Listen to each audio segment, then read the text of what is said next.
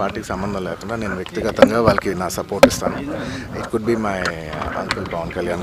ആസിഫ് അലി രമേശ് നാരായൺ വിവാദം കഴിഞ്ഞ ദിവസം കേരളം മുഴുവൻ സംസാര വിഷയമായിരുന്നു.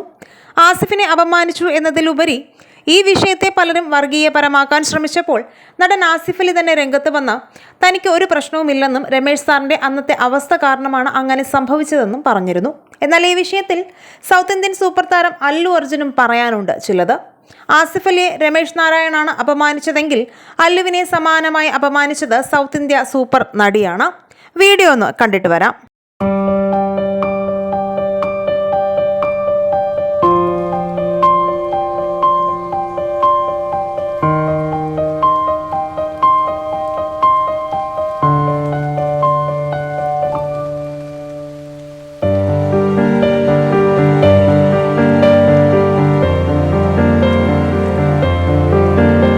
ഈ വീഡിയോയിൽ നയൻതാരയ്ക്ക് അല്ലു അർജുൻ അവാർഡ് കൊടുത്തപ്പോൾ രമേശ് നാരായൺ കാണിച്ച പോലെ തന്നെ നയൻസും കാണിച്ചു.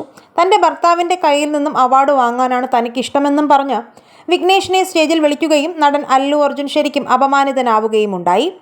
ആസിഫ് അലി ചെയ്തതുപോലെ ഒരു ചിരിയോടെ അദ്ദേഹം ഈ സാഹചര്യം ഹാൻഡിൽ ചെയ്തു. എന്നാൽ ഇവിടെയാണ് ആസിഫ് അലി എന്ന നടൻ വലുതാകുന്നത്. കാരണം അല്ലു അർജുൻ സ്റ്റേജിൽ വെച്ച് മെച്ചുവറായി പെരുമാറിയെങ്കിലും പിന്നീട് നയൻതാരയുമായി അദ്ദേഹം നല്ല ബന്ധമായിരുന്നില്ല എന്നും അതിന് പിന്നാലെ വന്ന സിനിമകളിൽ നയൻസിനൊപ്പം താരം അഭിനയിക്കില്ല എന്ന് പറഞ്ഞതായി തെലുങ്ക് മാധ്യമങ്ങളിൽ വാർത്ത വന്നിരുന്നു. എന്നാൽ ഇപ്പോൾ കേരളം കടന്ന് ആസിഫിന്റെ ഈ വീഡിയോ തെലുങ്കിലും വൈറലായിരിക്കുകയാണ്. നടൻ അല്ലു അർജുന്റെ വീഡിയോ വെച്ചാണ് അവർ ആസിഫിന്റെ ഈ വീഡിയോ താരതമ്യം ചെയ്യുന്നതും സ്റ്റാറ്റസായി ഇടുന്നതും.